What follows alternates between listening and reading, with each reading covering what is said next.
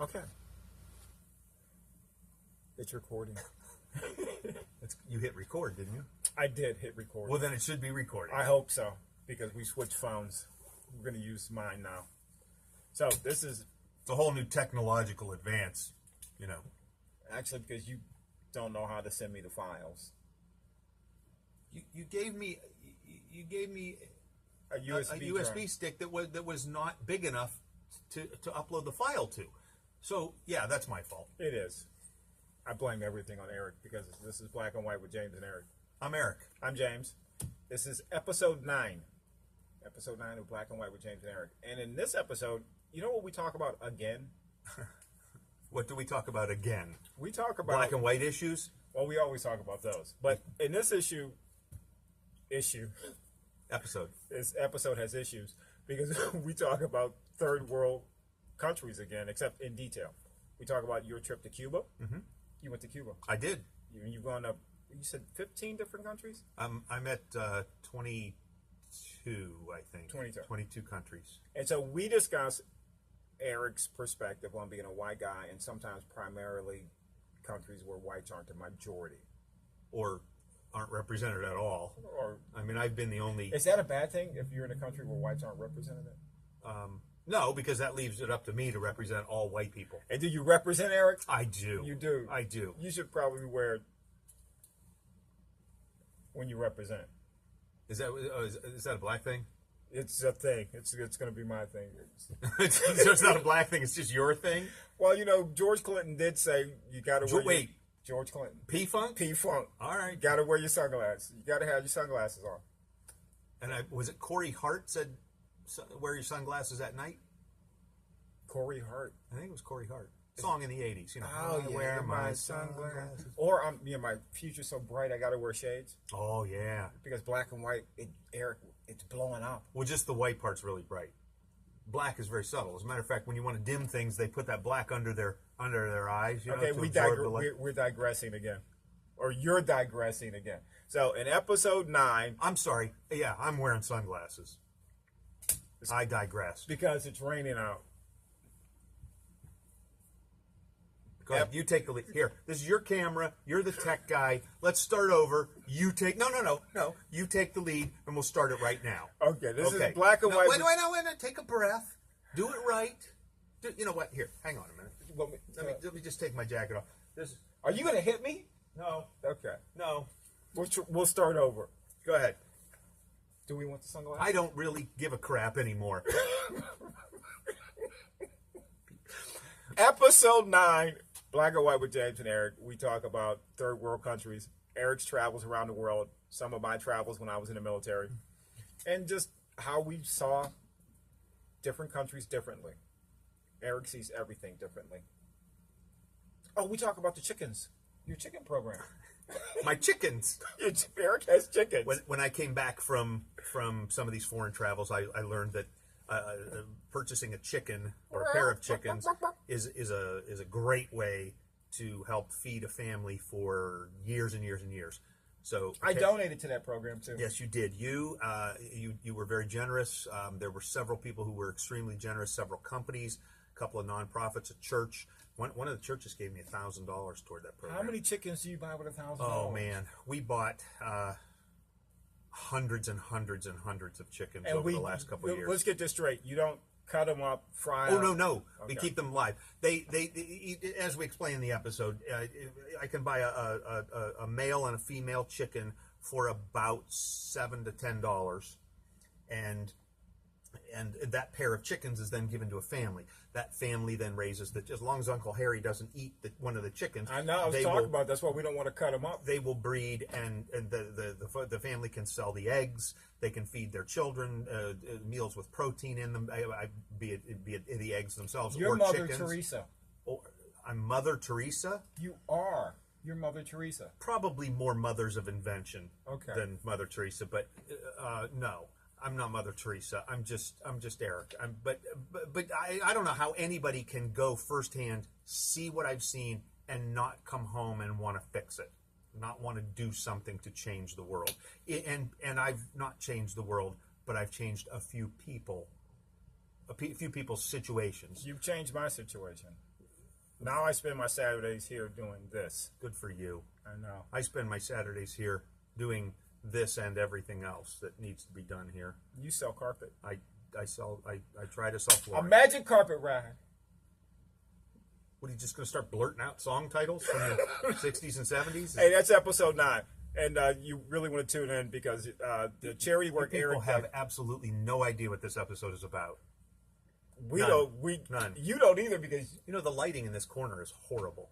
Look it's at better than some of the Look at now. It's just black and black with James and Eric. If I look forward like this, Are you trying to say you're black? well, I'm darker. You're not black. You're brown. Secretly, you do want to be black, don't you? I want to be mocha.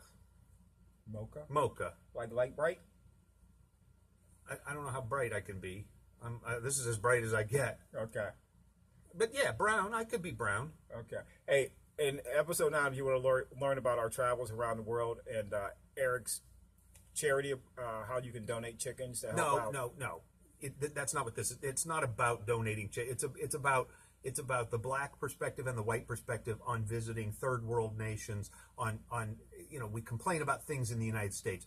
The homeless, we need more social programs to do this, more social programs to do that. When we go to these other countries, guess what? There are no social programs. So if you're going to be homeless somewhere, be homeless in the States. That's the best place to be homeless. We talk about things that add perspective to the things that we've seen, and We a do black talk perspective, about chickens. and a white perspective, and chickens. We do and talk chickens. about chickens. And chickens. I feel bad for chickens. Well, we're not killing them, okay? No, Or we're using them to help. they scratch out a living though. Scratching the ground. They for bugs. scratch out a living for other people, too. They're like bugs. Eric's being humble. I never thought I'd see it, but he's being humble. Hey, so tune in, episode 9, Black and White with James and Eric. I'm Eric. I'm James. I'm the white guy. I'm the black guy hitting the stop button. Peace out. Peace. All right, this is another episode of Black and White with James. And Eric. I'm James, I'm Eric. and I'm not the white guy. I'm certainly not the black guy. And so, Eric, Yes. we had a conversation recently that the show was about the perspectives, POVs, black and white issues. Perspectives on the black and white issue. Yeah. Yeah, it's any issue, Right. and the perspective of a black guy and the perspective of a white guy.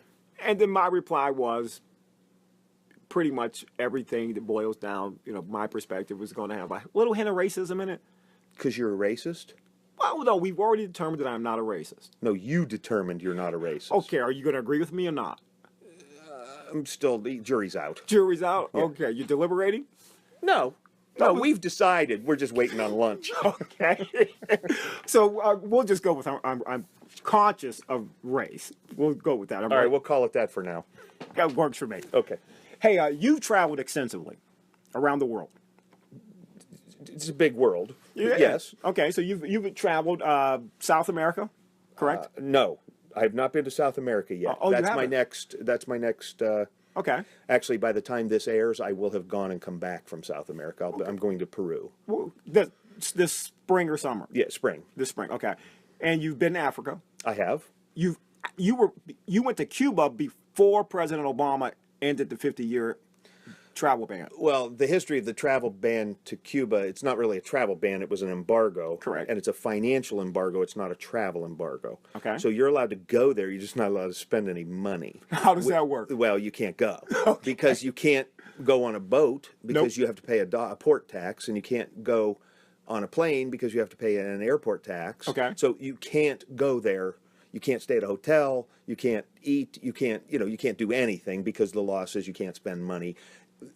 It's the we all know it from the old movies, but you can't offer aid and comfort to the enemy.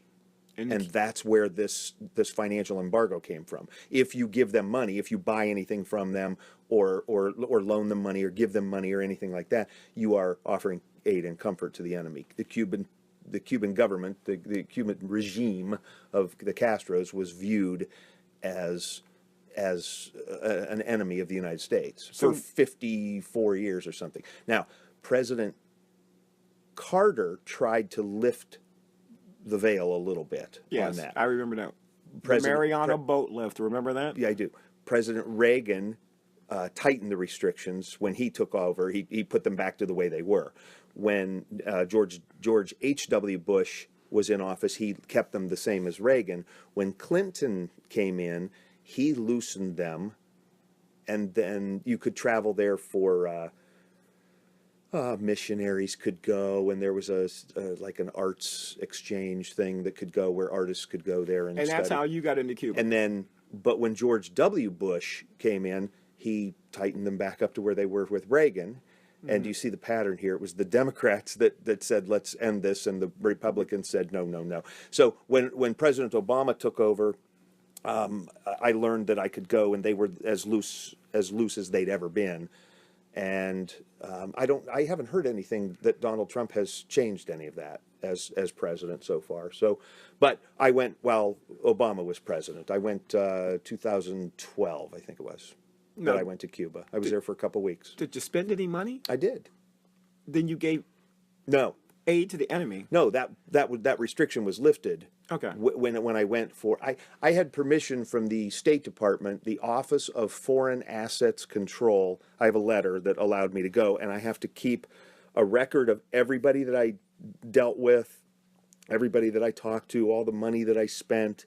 I had to keep a good accounting of all of that. So what were they So recruited that you to be a CIA spy? In they have 7 years. The U.S. government has 7 years to come back, and for any reason, with or without an appointment, they can just come to me and say, "Hey, where's your log? I want to see what you did and who you did it with and all that."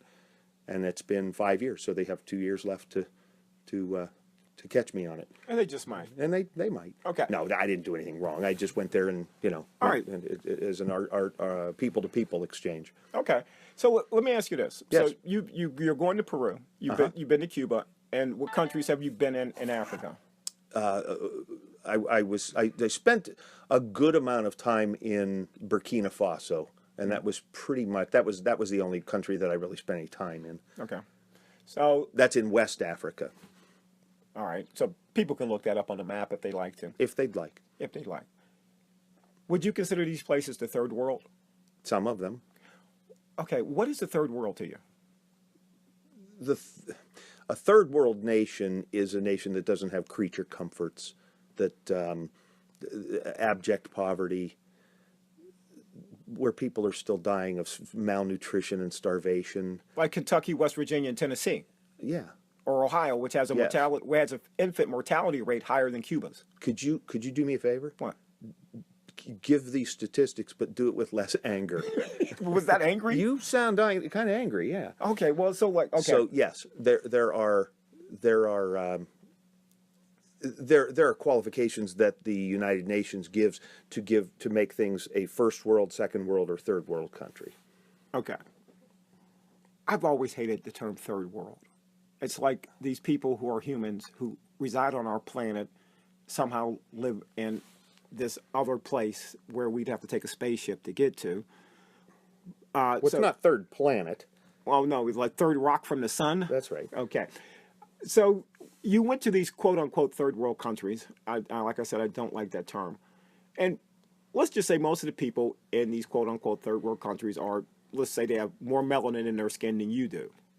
They're dark skinned, let's say that. Okay. All right. Perspective of a 50-some-year-old white male, solidly middle class. What's your perspective of these individuals who live in these quote unquote third world countries? What? What's your perspective? My Your POV? my perspective of Sure. the people. Yeah. They were awesome. Just awesome. Yeah. I love that. Go into detail, Eric, like you usually do.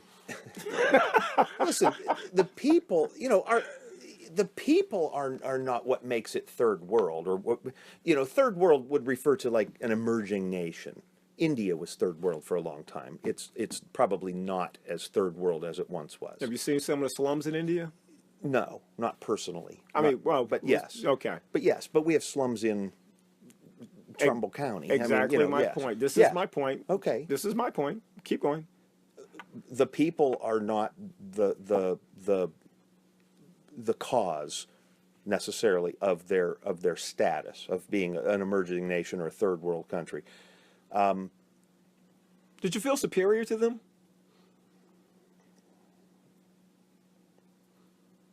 In some ways, yeah.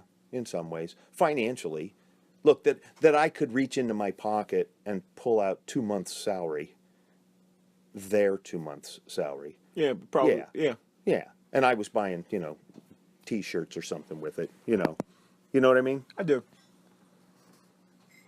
Well, I do. I do, Eric. And so, like, we were talking about, third world countries. Yep. A term I hate, Yes. but you understand it. Now, you were saying, I asked you if you felt superior to these people, and you said yes, because you could pull out what? I don't think what I meant by that is I'm not smarter than them. I'm not better than them. Okay. I have more resources than them. Okay. So in that way, I never thought of it as a superiority, but I guess it is. Really? You really think it is? Well, I don't know. What would you asked me if I felt superior to them? Well, I'm superior to them in income. Okay. I'm superior to them in resources. As a human being? Yeah, as in anything, in income and resources, I am as a human being all together. I don't know. What do you're trying to corner me? What do you want? What do you want me to say? Well, no, I don't. I want you to answer the question, and I just. Well, apparently I'm not answering it the way you want me to. Well, you're just confirming what I suspected. What does that mean? Well, recently, who was it? Representative Stephen King, Iowa, made some comments about immigrants and America. I think one of the comments he made was that you can't build a culture on other people's babies, and he was referring to immigrants coming into the country. And it got me to thinking about this thing, American exceptionalism. Americans, have this belief that America is exceptional to all other nations in the world. I don't feel that way just because I'm an American. I'm glad to hear that. Some Americans do. Okay. I think it's a problem, and it's a problem. Perspective on the world, if you live in Europe, you're surrounded by other nations and other peoples, so you get that in your life on a daily basis. You can go to another. The diversity, yes. That's a very good term for it. But America is a diverse country too. Yeah. I don't really think America embraces its diversity anymore. I think right now we're splintering along lines. Let's call them ethnic lines, for lack of a better term. We don't want to use that R word right now. And even though it's a nation of immigrants, we're losing something here. People want to cling to things that I don't really think are all that important in the whole scheme of man. You know what I mean? Okay. And so as you've traveled around the world, which is why I'm asking you about your travels, okay, and the people that you've met, you said just by resources you felt superior to. No. You know what? I feel like you're trying to corner me and Oh give no, me I'm gonna turn the page. I'm not superior to these people. No. We're all humans. Exactly. I did qualify that with resources. My access to healthcare, my access to shelter, my access to food, and a number of other things, including cash, Right. is superior. Okay. I am not superior to them. My resources are superior. Would you say you come from a superior culture? And I'm asking that question because Michelle Bachmann and Representative King have already both made the statement that our culture is superior to other cultures. Can I just tell you that I don't care what they say. I mean, I don't know why you're dwelling on. Michelle Bachmann is a private citizen, hasn't been in office for years and years and years. Well, it's out there. Let's just say it's out there in the public realm. Well, there's all kind of crap out there. I know, and it's our job to bring all that stuff No, and it's not. to show everyone our great POVs, point of views. No, it's not. It's not? No, because some stuff's not worth repeating. Well, you're right. What? I said you're right. I've never heard you say that before. You've heard me say that on several occasions, just not in this episode. Yeah, it's been a while. So let's get back to the people you met in Africa and Cuba. Okay. All right. This is one thing I noticed when I was traveling in quote-unquote third world countries. And I was always amazed. These people always seemed happier than us, even though they had less resources. Okay. well, we can always, chalk that up to being less stressful because they had less resources, therefore I don't less know. things. Being hungry is pretty stressful. Well, okay, yeah, there is that. Okay, and as someone who grew up hungry, sometimes, trust me, I know that feeling. Okay. So we're talking about resources, but not in the sense that it makes anyone superior. And I'm not going to push you on that anymore. I promise. Okay. So when I traveled, and we're talking about hungry, I remember being in the Philippines. It was 1985. My first time in a foreign country. I was in the Philippines. The smells, the sounds, the colors, because it was much more. Oh yeah, all the other nations are beautiful use of color. They do. Yeah. I just everywhere. You know what I mean? Bright oranges, reds, yellows. Our homes are white, tan, and gray, or if they're brick, or red brick. Yeah, mine's red brick.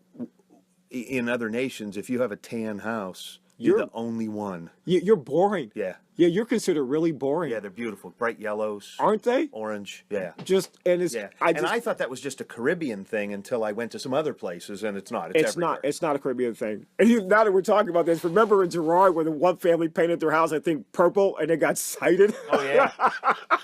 Yeah.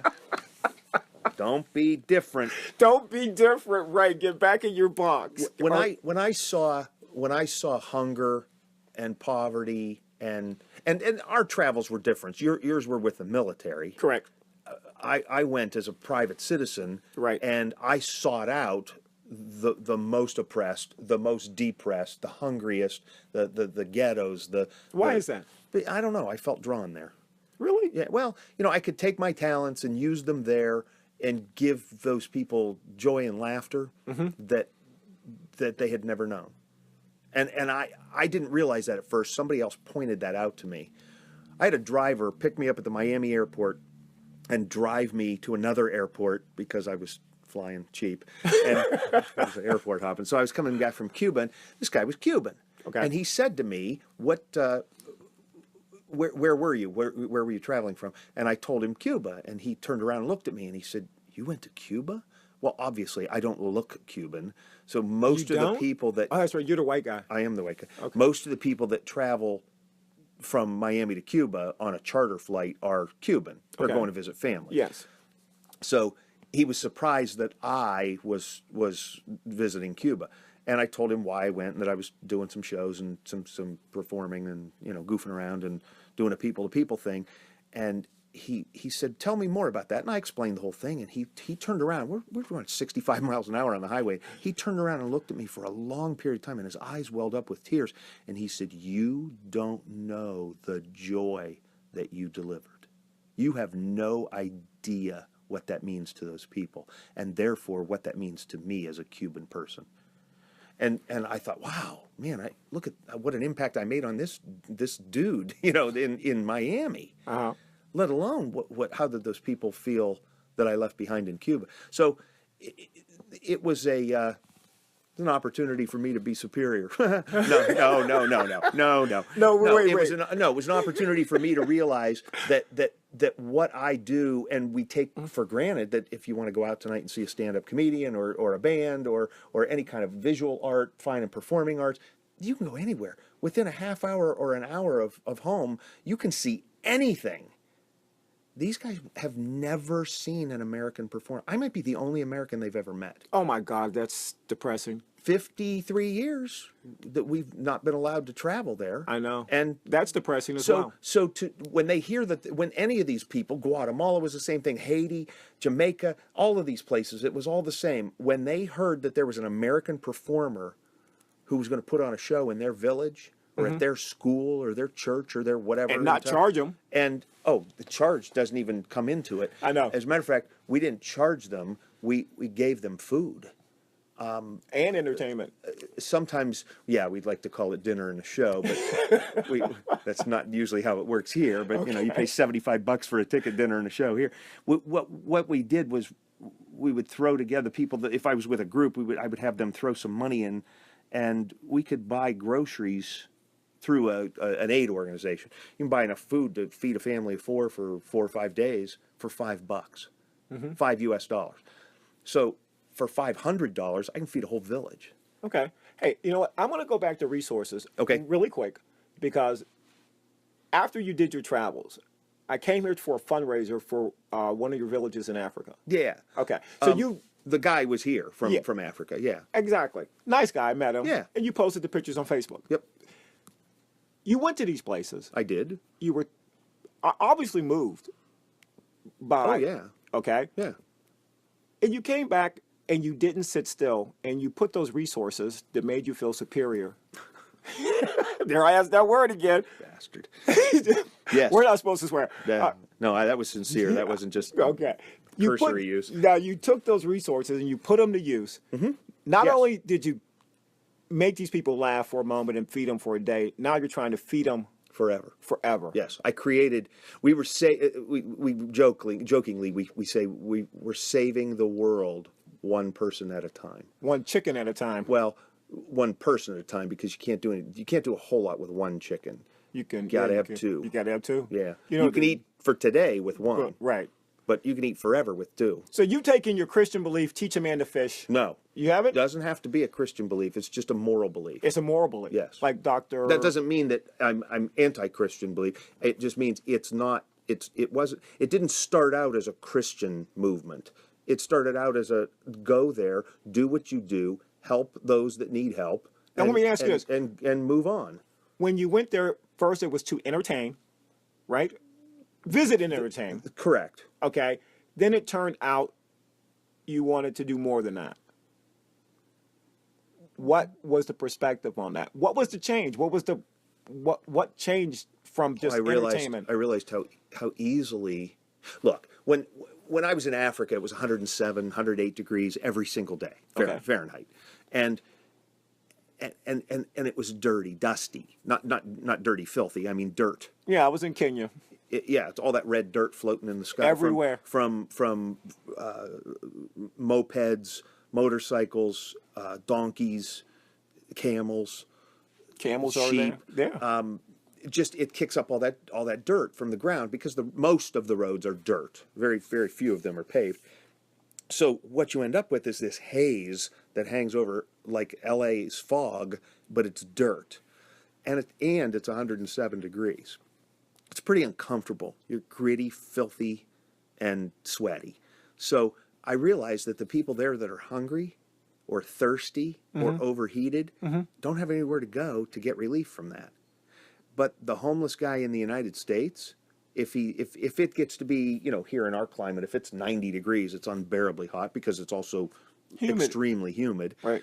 If he wants to get out of the sun, get out of the heat, Goes to the you library. can go to the library, you can go to the mall, Yep. you can go to the hospital waiting room, you can go to there's a million places you can go, public buildings where there's a drinking fountain that's not just water, and it's not just cold water, but it's also clean water. It's probably cleaner in some of those places than in some of the homes in this area.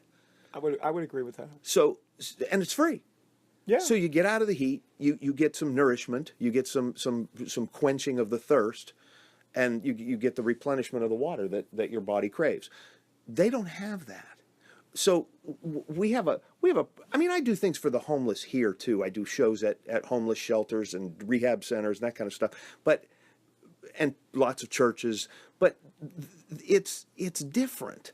And I wish people could understand the difference and how much better we have it. Look, when Katrina hit in New Orleans and all the streets were closed, and you saw all those people walking over that bridge leaving the city. They were leaving the city. There were two things that I noticed. What's that? One, they were obese, Okay. many of them. Yes. And two, they had pets. Pets. And I thought, oh my gosh, look at that. Mm-hmm. These people in these other countries, they don't have pets. They eat them. They have food. I know they'd eat them. If there's a pig tied up outside, they didn't name it. Yeah, they did. It was Now dinner. the kids might go out and pet it, and they might chase it with a stick and play with it and stuff. But They don't get attached to it. I think the kids might get attached to it because it is cute. But it's also going to be Christmas dinner. It is So, dinner. yeah. It is dinner. Okay. So you said that you noticed the people with Katrina were obese. No, I said some of them were obese. Some of them Yeah, were there were a obese. lot of obese. You don't see that in other countries. No. You don't see morbid obesity. They don't have a television show in Africa called My 700-Pound Life. Do you know how many people in Africa it takes to make a 700-pounder? 700 That's people? like 10 people. Okay. I must admit, now that you mention that, no, I did not see that in Kenya. No, I did not. So But I'm you didn't, asking. wait. You didn't see obesity? Not a lot of it. No, No, of course not. No, I did not. Did not see a lot of obesity in Kenya. No, because for two reasons. One, they don't have a lot of food, and those that do have a lot of food, it's not that the processed food that we eat here that's high in carbohydrates. Which makes us obese. Right. It's stuff that's they may eat corn. Yeah. But it's corn that's wholesome corn. It's Exactly. not chemically injected and all that. Hey, so I want to conclude with this. Okay.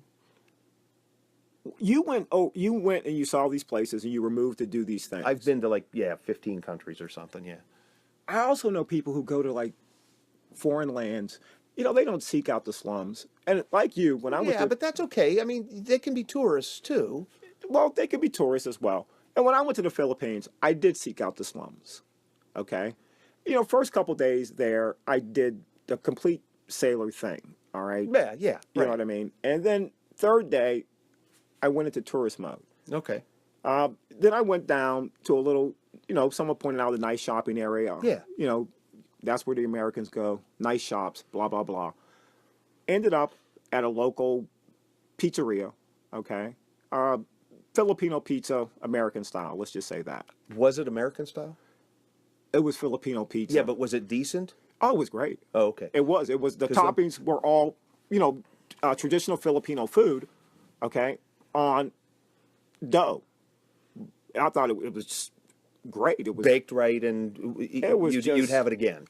I'd like to order it, but I'm afraid it would be stale by the time I got here. That's true. But if it's not here in 30 minutes, it's free. It's free. Yeah. Okay. When Sue and I were in Martinique, Yeah. we went out one night and we ordered a pizza. And, Okay. and we'd been there for like a week or so, or 8 days or something, and I was craving pizza. I really wanted a piece of pizza.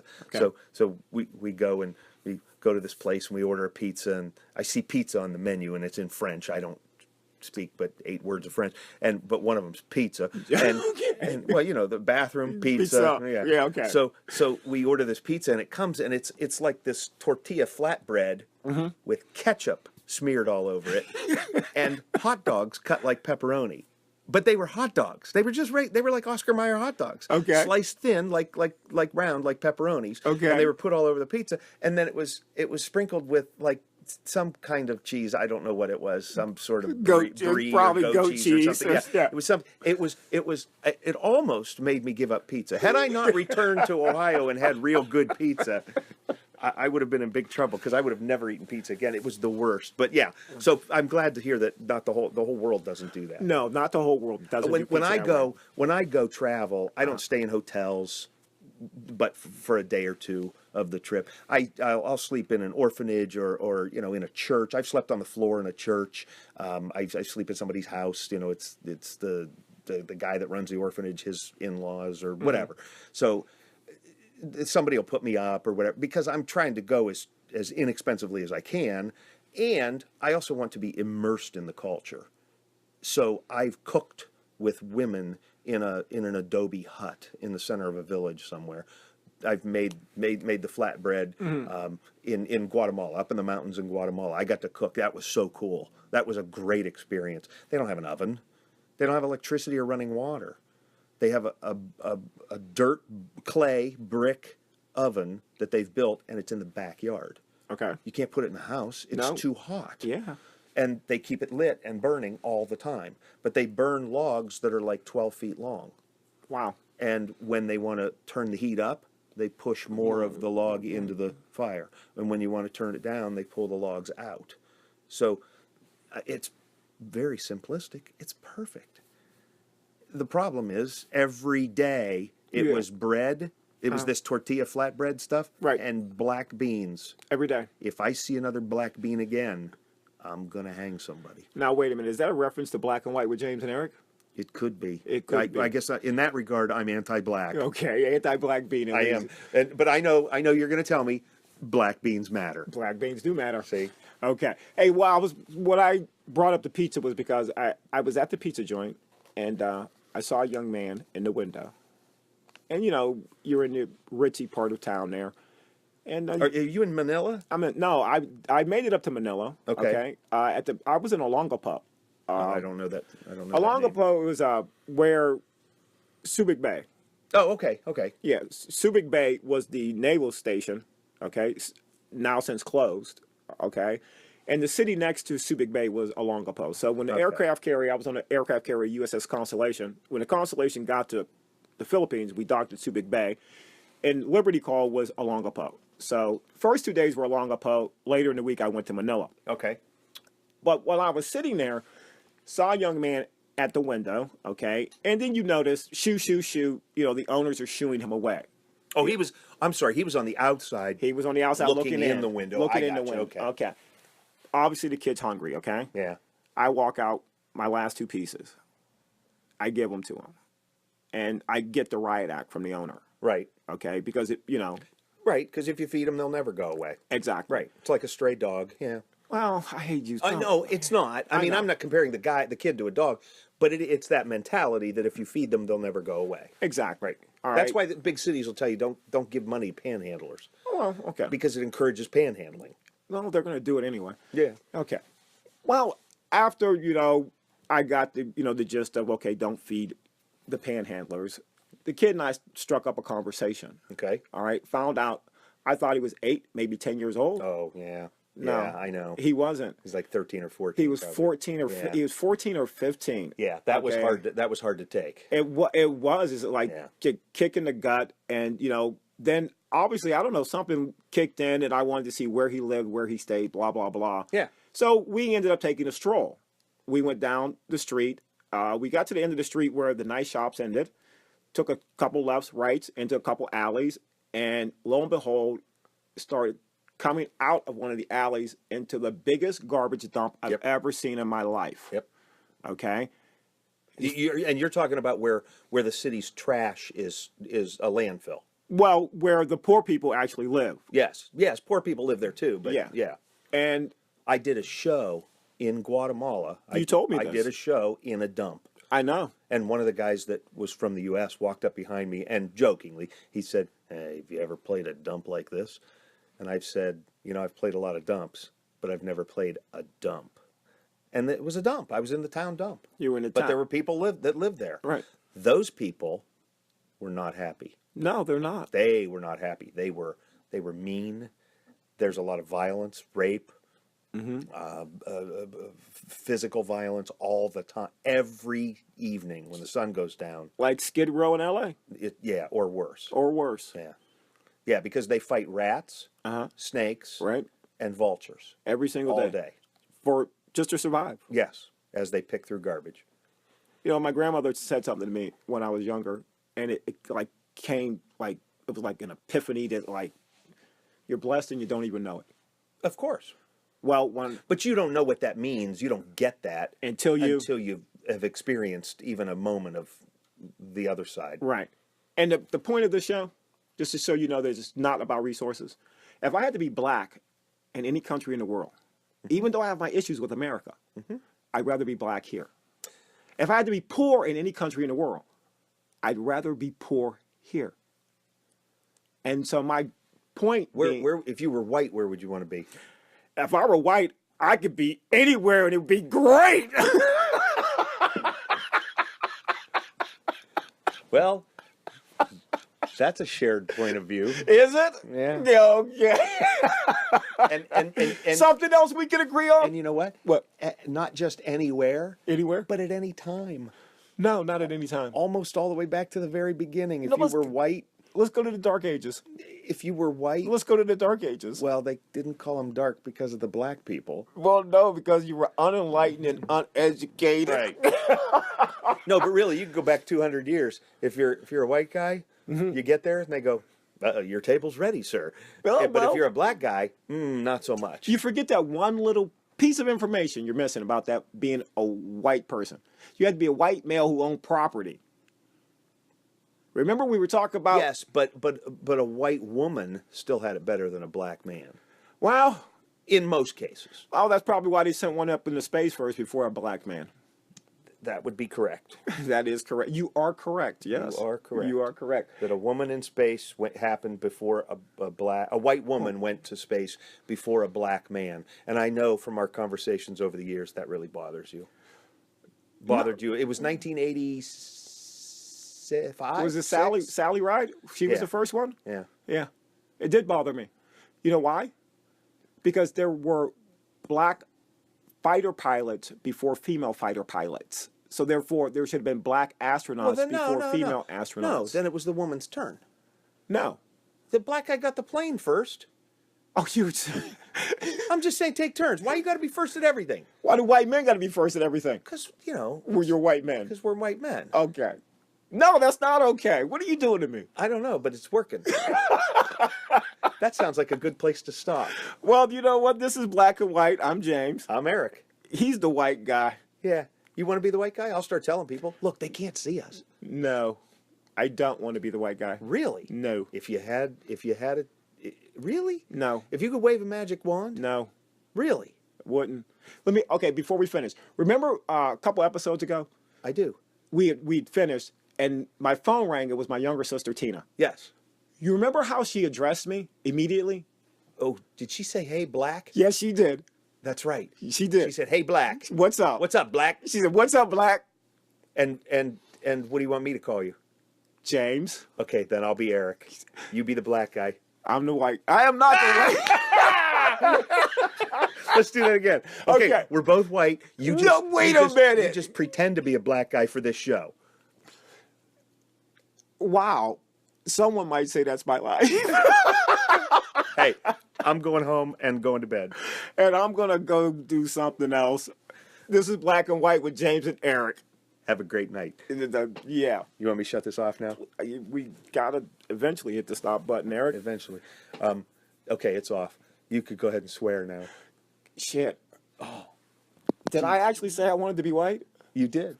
Wow. I know, that was great. That was fucked up.